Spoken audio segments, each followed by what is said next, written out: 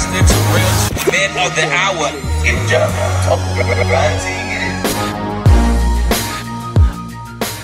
Hello, welcome. My name is Terrell Jones, founder of winningcollege.com and the author of The Fastest Way to Win in College, where we help transitioning high school students and college students understand themselves in the areas of psychology, academics, social awareness, and in getting the experience that they need in order to get into the profession that they want to get to once they graduate. I'm glad to see that you're here back with me again with another video. If you've been keeping up with me in some of the previous videos that I sent out, you've seen the first video and kind of like this little video series of the 3 essential secrets to college success, which is some of the foundational keys that you need to definitely be successful in college. If you didn't go see that, go ahead and check that video out.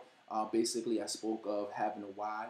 That's very important, so it'll keep you motivated throughout college. I spoke about make sure that you get along with your professors and you foster that positive relationship, because those are people who are, at the end of the day, giving you the grades. And then also make sure that you get in those internships and that experience that you need, so employers actually want to hire you, and you don't got to be one of those people looking confused saying, "Oh, why they not hiring?" It's because you don't have experience. So those are some of the 3 essential keys. And then in the previous video, if you saw it, I spoke on how to never ever go broke again as a college student.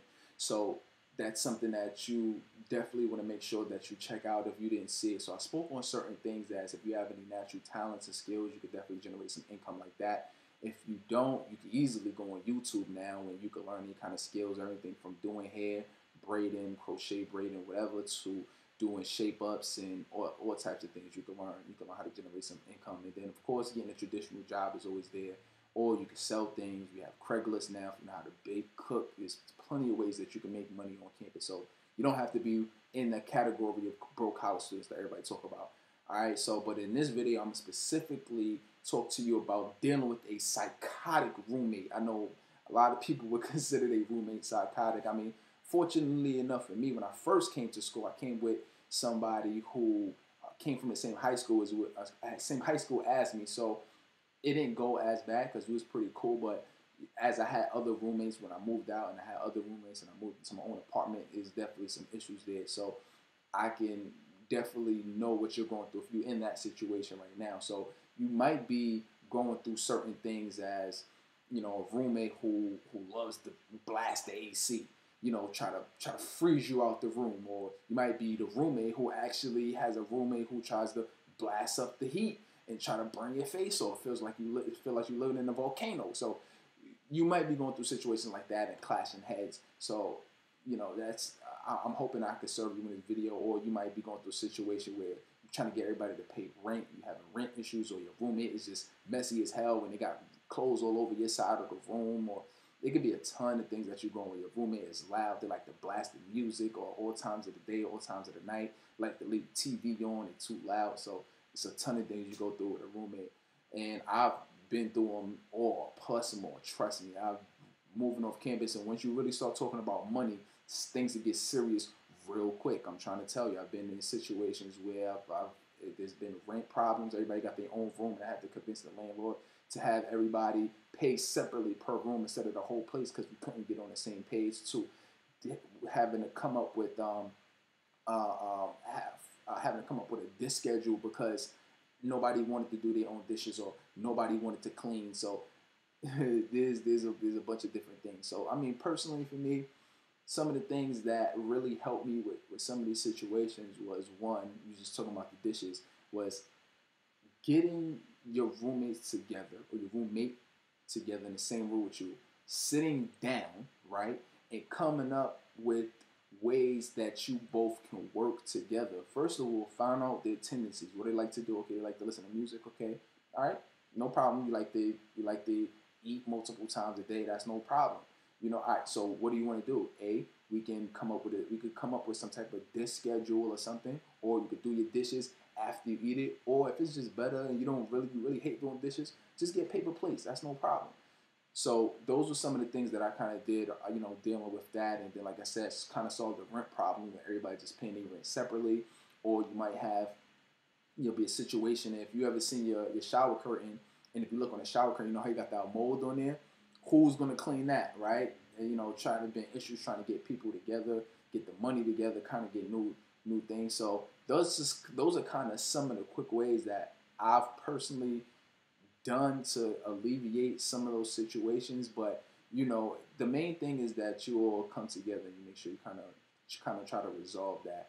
You know, I think some of the you know, some of the myths or some of the common mistakes that you'll see a lot of students doing is not sitting down with their roommate at the beginning. Even if it's not the beginning, just sit down with them, because that's so important, so you all can get on the same page and you all can understand what the standard is, what the rules are, and it'll eliminate a lot of stress in the future. Trust me when I tell you, it eliminates so much stress. You know, probably another mistake that I see is not addressing things at the time when it happens, excuse me, or not kind of doing like little reminders, but not those, you know, snickering reminders, kind of just, you know, light-hearted reminders, you know, and letting it build. So you don't say nothing, you know, it happens once, happens twice, happens again after you already talked about it, and you let it build, and then boom, blow up. You know, and then blow up, and now you're cursing, fighting, cops gotta come, all right gotta come, you know, so it can get ugly if you let it really get that far. So what I'm trying to help you is prevent it not to get that far, and you got so many other things to worry about. You don't want to be stressing yourself over your roommate and, oh my, what I'm gonna do, I want to fight, I want to get out of here, I want to move with another roommate. It could be so, your life could be so much easier if you just, you know, take advantage of sitting down with them for a couple minutes or half an hour, just to iron it out. Trust me when I tell you these things, all right? So what do you do now? All right, so first thing I'm going to give you is make sure that you call your roommate up, or when you come in the house, when you come in the dorm, say, all right, listen, let's sit down real quick, because we're having some issues around this, and I want to make sure that I know some of the things that you like to do and some of the things you don't like to do, and you know, some of the issues we've been having, and let's see how we could come up with a way to resolve it, and just come up with a couple ways that both of you all agree on, and if that works, keep it up, and then also get permission to give them, you know, either feedback or criticism, not really criticism, but really give them a way that you can get them back in straight. So I would say start off with, hey, you know what, you know, this was a great meeting, and you know what I want you to do? If you see me slipping, let me know, please. If I'm slipping, say, hey, Terrell, listen, you said you was going to do the dishes every time you finish with your dish. You said you was going to clean it, and I didn't see you clean it for breakfast or for lunch. I didn't see you clean out your bowl of cereal. So, you know, let me know. I'll be like, and I'll take that, you know what, and I'll respect it. But also, you know what, give me permission to let you to get you online too when you're not when you're not on point. And the reason of that is because people, once they really see that you're caring and that you're willing to take fault as well, that'll make people more open to what you have to say. So just start off with those things, and I would love to know how it goes. So comment, subscribe to whatever I have. I got YouTube, Facebook, both of those at Winning College, Instagram at Winning College, Twitter's at Winning College, which I need to get back more on Twitter, but that's another situation.